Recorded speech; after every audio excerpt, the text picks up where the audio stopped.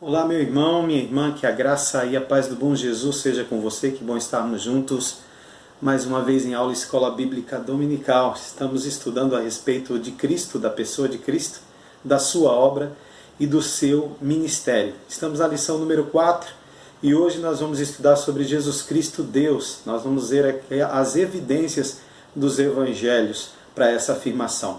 E o texto que nós vamos ler está localizado no Evangelho de João, capítulo 14, versículo 9, que diz: Disse-lhe Jesus: Filipe, há tanto tempo estou convosco e não me tens conhecido? Quem me vê a mim, vê o Pai. Como dizes tu, mostra-nos o Pai. O objetivo da nossa lição de hoje é entender, pelo enfoque das Escrituras Sagradas, que Jesus Cristo é o verdadeiro Deus. Jesus Cristo é o verdadeiro Deus e não apenas um homem extraordinário que revolucionou o mundo e revolucionou a história e deixou sua marca como o maior de todos. Quando olhamos para as Escrituras Sagradas, nós conseguimos detectar, enxergar a deidade de Cristo, que é o fundamento sólido do cristianismo e desafio constantemente a verdadeira fé. Por mais que enxerguemos isso nas Escrituras Sagradas, existem, e existiram e existem seitas heréticas que têm, desde os tempos remotos da igreja, ensinado o contrário, à doutrina apostólica. O gnosticismo tem sido uma delas, que tem sido uma erva daninha nascida desde os primórdios do cristianismo, que vem semeando heresias, que vem semeando falsas doutrinas, e principalmente o aspecto da divindade do Senhor. Ainda hoje o campo de Deus tem recebido essa semente maligna que tem crescido como joio em meio ao trigo da fé e da crença. A heresia gnóstica ela tem minado o coração de muitas pessoas pelas vastas literaturas esotéricas existentes.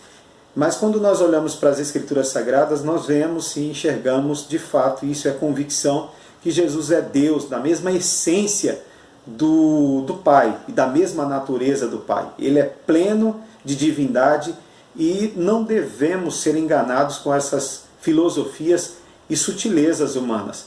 Paulo orientou bem isso aos Colossenses quando escreveu ali no capítulo 2, versículo 8 e o versículo 9, e também o capítulo 1, versículo 15 até o versículo 20, quando ele disse: Cuidado, que ninguém vos venha a enredar com a sua filosofia e vãs sutilezas, conforme a tradição dos homens, conforme os rudimentos do mundo, e não segundo Cristo, porquanto nele habita corporalmente toda a plenitude da divindade. Então, se o Senhor Jesus fosse apenas um homem especial, de quem um anjo, de uma emanação divina, apossou-se no batismo, abandonando-o na cruz, como dizem os gnósticos, o cristianismo bíblico então seria incoerente e também seria falso. Assim como disse o apóstolo Paulo, vã seria a nossa fé e o sangue dos mártires desde os tempos passados, antigos, teriam sido derramado inutilmente.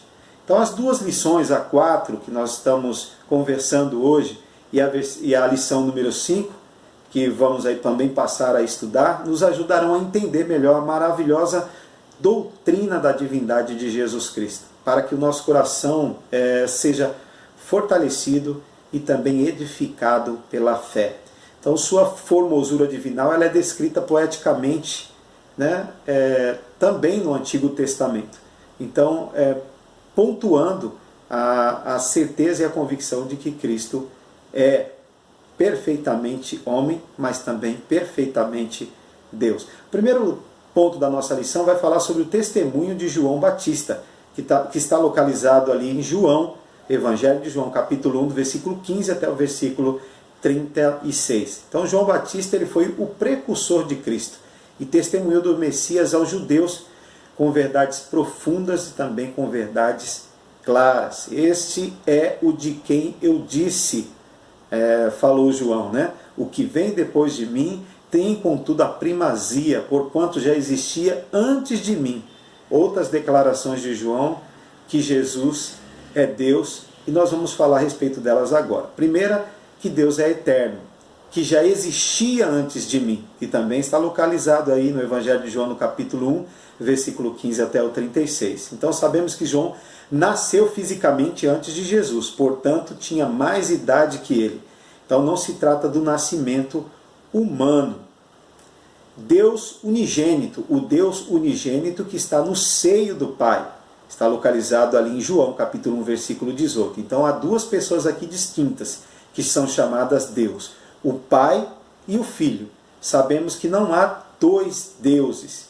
A Bíblia contraria a ideia de deuses. Nós podemos constatar isso em Êxodo, capítulo 20, do versículo 1 até o versículo 3. Deus excelso, pleno e gracioso. João 1, capítulo 1, versículo 16 e 17. Então ali nós vemos expressões como temos recebido da sua plenitude, e também a graça e a verdade vieram por meio de Jesus Cristo. Outra, não sou digno de desatar-lhe as correias das sandálias. O Evangelho de João, capítulo 1, versículo 27. Então mostram aqui que João tinha convicção que Jesus, de fato, em sua essência, é Deus. Deus e Senhor. Lá em Isaías 43 vai dizer, endireitai o caminho do Senhor. Então já era aqui previsto que João viria antes de Cristo para que a nação de Israel se preparasse para aclamá-lo como Messias prometido. Deus perdoador. Evangelho de João, capítulo 1, versículo 29 ao 36, onde vai dizer, eis o Cordeiro de Deus que tira o pecado do mundo. Então quando Jesus recebeu aquele paralítico, descido ali à sua presença por uma abertura do eirado, antes da cura dele, disse, filho, os teus pecados estão perdoados. Evangelho de Marcos, capítulo 2, versículo 5. Então os escribas entendiam que só Deus poderia ali perdoar pecados. Então julgaram essas palavras de Jesus como uma blasfêmia, quando disseram, quem pode perdoar pecados senão um que é Deus? Arrazoavam eles em seus corações. Jesus então demonstrou-lhe que é Deus, confirmando o perdão concedido com a cura daquele homem. Segundo ponto da nossa lição vai falar sobre o testemunho da ressurreição, as evidências, né? Então a ressurreição de Jesus, ela faz a diferença entre a fé cristã e as demais crenças do mundo.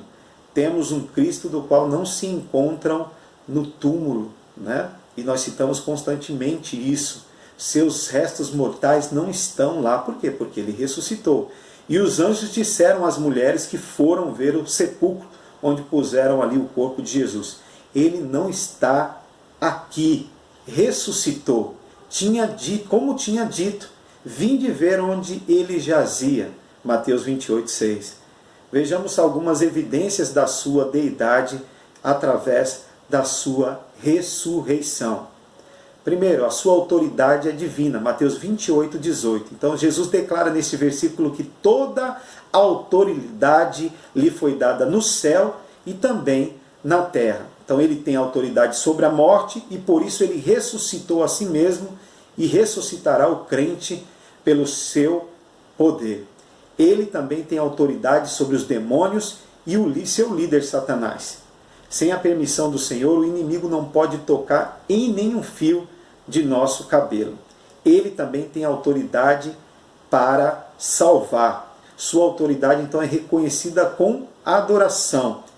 João, capítulo 20, versículo 28, e Lucas também, 24, 52, vai falar um pouco sobre essa autoridade reconhecida com adoração. Então, os discípulos ali estavam cheios de dúvidas, estavam também cheios de medo, após a morte de Cristo, né? Isso mexeu profundamente com o coração dos discípulos. E foram as evidências bíblicas do seu aparecimento como o Senhor ressuscitado que os fizeram confirmar a sua divindade e adorá-lo.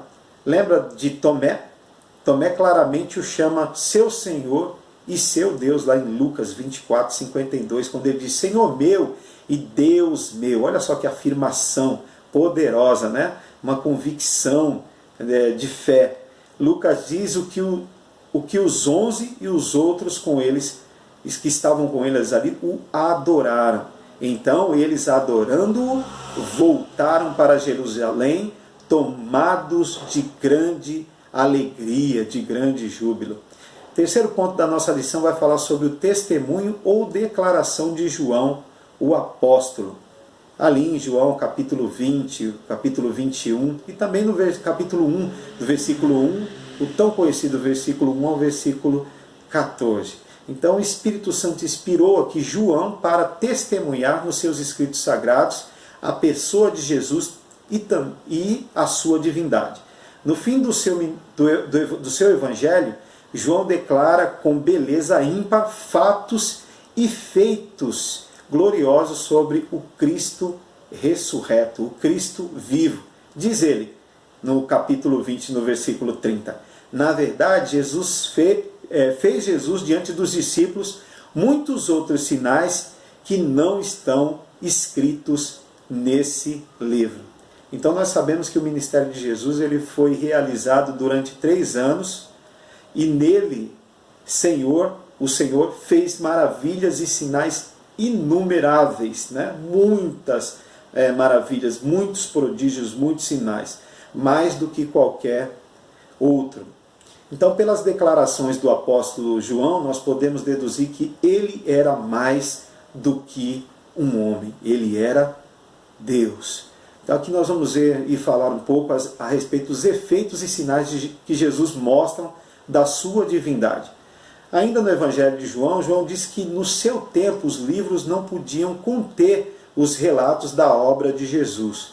João 21, 25 diz, há porém ainda muitas outras coisas que Jesus fez, de todas elas fossem relatadas por uma, creio que nem no mundo inteiro caberiam os livros que seriam escritos, tudo aquilo que Jesus fez. E em alguns desses feitos, Jesus foi adorado também como Deus, e não repreendeu os que assim o fizeram, como no caso da mulher Cirofenícia. Ela, porém, veio e o adorou, dizendo, Senhor, socorre-me. O conhecido texto ali de Mateus capítulo 15, versículo 25. Vai falar, no terceiro ponto aqui também, nós vamos falar a respeito da encarnação do Verbo, comprova essa divindade de Jesus. Texto, como eu falei, de João capítulo 1, versículo 1 até o versículo 18, traz essas afirmações. Então ali João faz declarações extraordinárias sobre a humanização do Divino Verbo. Tema este que é comprovado por fatos testemunhados pelo próprio apóstolo. E onde ele diz, o que era desde o princípio, o que temos ouvido, o que temos visto com os nossos próprios olhos, o que contemplamos e as nossas mãos apalparam com respeito ao verbo da vida. E a vida se manifestou, e nós temos-a visto, e dela damos testemunho, e vô-la anunciamos a vida eterna, a qual estava com o Pai, e nos foi manifestada. Então, tanta coerência mostrada, né, através desses textos bíblicos, e mostrada aí pelas harmonias dos textos, principalmente do Evangelho, das epístolas paulinas, que a conclusão mais lógica não é outra a não ser esta. O Logos é o Deus humanizado que tabernaculou conosco, comigo e com você. Lá em 1 João capítulo 5, versículo 9, vai dizer, se admitimos o testemunho dos homens, o testemunho de Deus é maior. Ora, esse é o testemunho de Deus que ele dá acerca do seu Filho. Aqui também nesse ponto nós vamos falar sobre o Deus pré-existente, onde nós já falamos nas lições anteriores, que está ali no versículo 1 e o versículo 2, onde diz que o Logos é o ser cuja essência transcende o tempo, sua pré-existência eterna é implícita. Né? Ele estava com Deus, por isso que vai dizer, ele estava com Deus e ele era Deus. Ainda também no terceiro ponto, vamos falar sobre o Deus Criador, que diz, todas as coisas foram feitas por intermédio dele, e sem ele nada do que foi feito se fez. Então ele tem poder e direito sobre todas as coisas, sobre toda a obra criada, pois foi justamente Ele que as fez. Ele é a imagem do Deus invisível, o primogênito de toda a criação, pois nele foram criadas todas as coisas nos céus e sobre a terra, as visíveis e as invisíveis, sejam tronos, sejam soberanias, quer principados, quer potestades, tudo foi criado por meio dele e para ele. Ele é antes de todas as coisas, nele tudo subsiste, assim como o apóstolo Paulo disse ali, nesse hino cristológico, né? Em Colossenses capítulo 1, versículo 15 até o versículo 17. Ainda no terceiro ponto, nós vamos perceber através dos escritos de João que Deus é luz. A respeito de João Batista, a Bíblia diz que ele não era a luz, mas veio para que testificasse da luz. Então, de Jesus está declarado que é inextinguível, inconquistável. A vida então estava nele e a vida era a luz dos homens. A luz resplandece nas trevas e as trevas não prevalecerão contra ela. João capítulo 1, versículo 4 e 5. Ele é a luz verdadeira que veio ao mundo e ilumina espiritualmente todo o homem. Podemos ver isso aí no versículo 9. Terceiro ponto também vai falar sobre o Deus da história, o Deus que conduz o tempo e conduz a história. Então Jesus é a luz do mundo, o Criador de tudo, e revelou-se historicamente ao seu próprio povo Israel, que não o recebeu, conforme nós já citamos o texto do Evangelho de João no capítulo 1. Especificamente o versículo 11, onde vai dizer, veio para o que era seu, e os seus não o receberam. Seguindo no texto, vai dizer, mas a todos quantos o receberam, deu-lhes o poder de serem feitos filhos de Deus aos que creem no seu nome. Então os judeus o rejeitaram, quando deviam aclamá-lo como Messias da história, e ainda hoje podemos concluir que sofrem as consequências dessa atitude, dessa atitude, se podemos dizer assim, ingrata. Então o versículo 12 mostra-nos a graça de Deus para aqueles que o recebem como Salvador e como Senhor. E eles são feitos filhos de Deus pelo poder regenerador do Espírito Santo. Então Deus da história se fez carne, Ele habitou entre nós, cheio de graça e de verdade. Então Jesus, Ele era o centro, Ele era e é o centro da história, João testemunha ainda, e vimos a sua glória como a do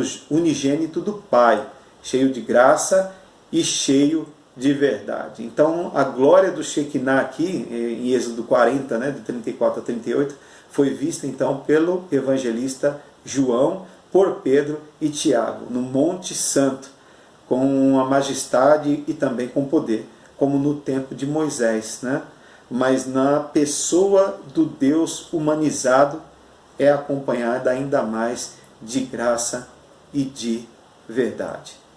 Concluindo então, nós cremos que no final dessa lição, todos nós teremos uma convicção mais intrínseca, aguçada e mais abrangente a respeito da doutrina sobre a deidade do nosso Senhor Jesus Cristo. Então isso deve fazer-nos mais encorajados ainda e mais fortes na batalha da fé, que uma vez por todas foi entregue aos santos, conforme está escrito em Judas no versículo 3. Então há também o lado prático da doutrina que deve nos estimular a uma vida cristocêntrica, onde nossas prioridades devem estar sob a vontade daquele que é Deus e Senhor do céu e também da terra. Aquele que diz, toda autoridade me foi dada. É o mesmo que ordena, ide, portanto, fazei discípulos de todas as nações. E ainda ele interroga, por que me chamais Senhor, Senhor, e não fazei o que eu vos mando? Então, obediência ao nosso Senhor, o nosso grande Deus e Salvador Cristo Jesus, é o grande desafio para todos nós que fazemos parte da igreja do Senhor Jesus Cristo. Tem um texto que mexe com o nosso coração e com o nosso interior é justamente isso. Por que me chamais Senhor, Senhor, e não fazei o que eu vos mando?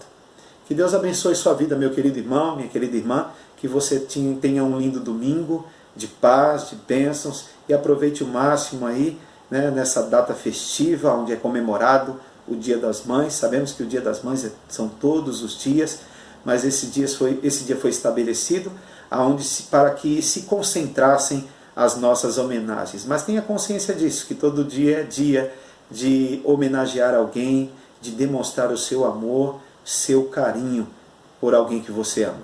Que Deus abençoe grandemente a sua vida e até a próxima em nome de Jesus. Amém.